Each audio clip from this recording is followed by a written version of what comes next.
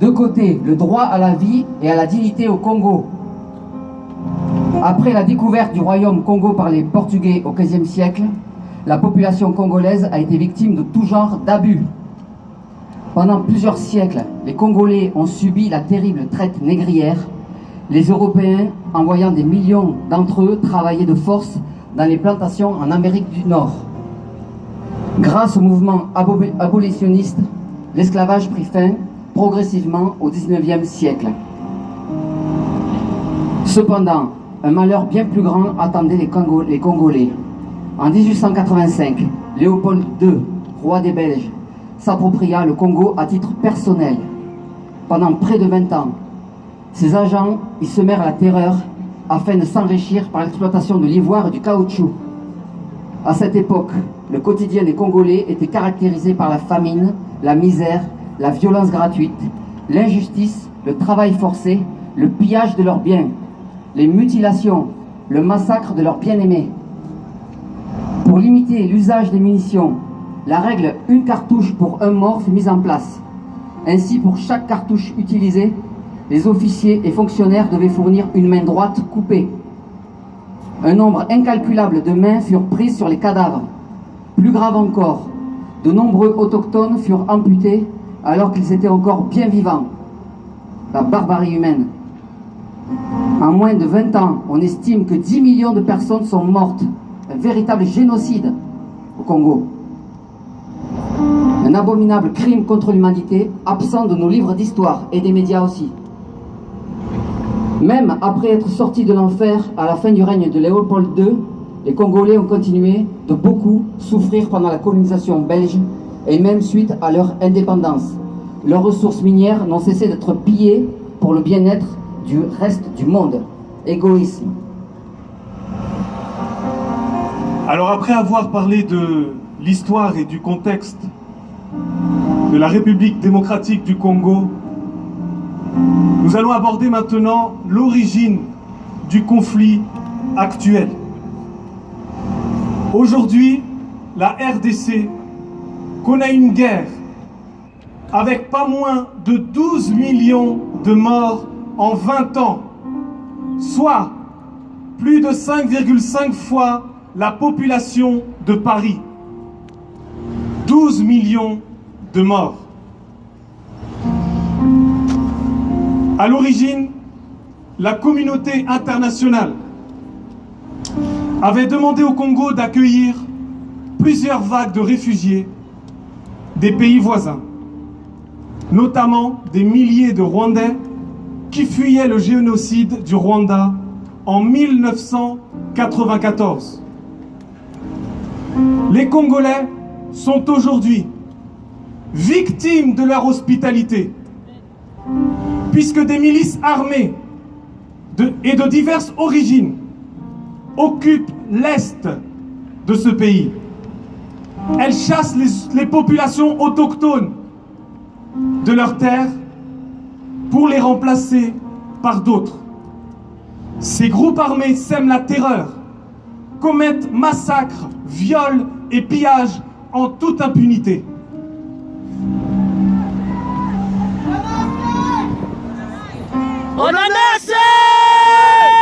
Il y a 16 ou 17 ans, je suis partie au Congo, à Kinshasa, dans le quartier de Ndjili, avec mes enfants. Et là-bas, j'ai rencontré une famille.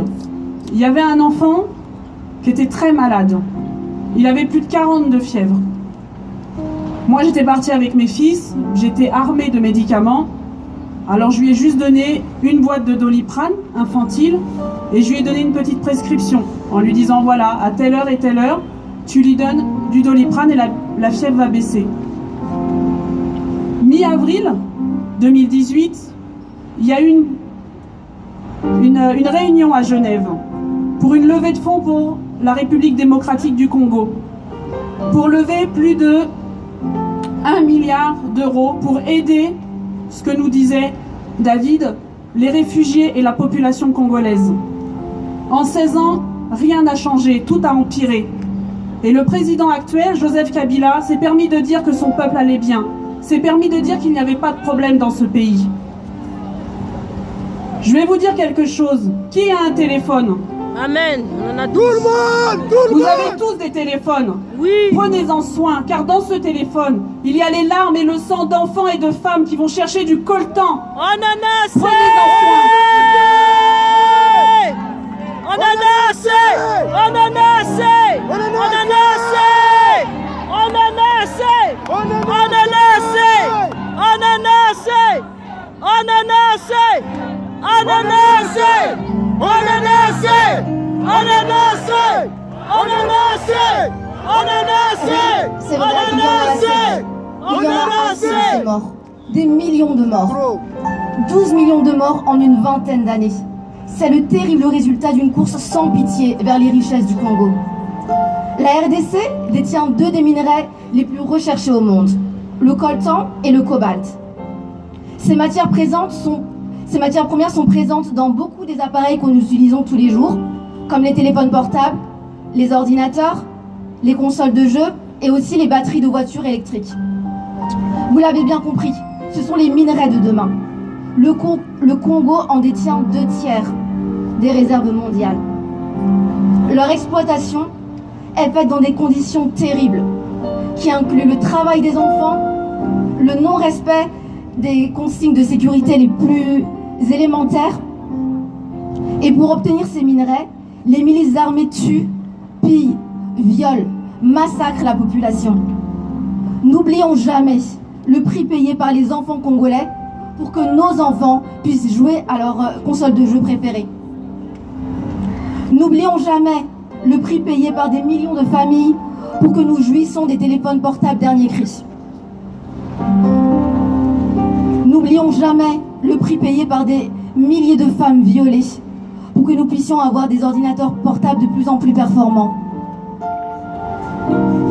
Des entreprises comme Samsung, Apple, Microsoft et bien d'autres encore utilisent ces minerais et participent à ces crimes.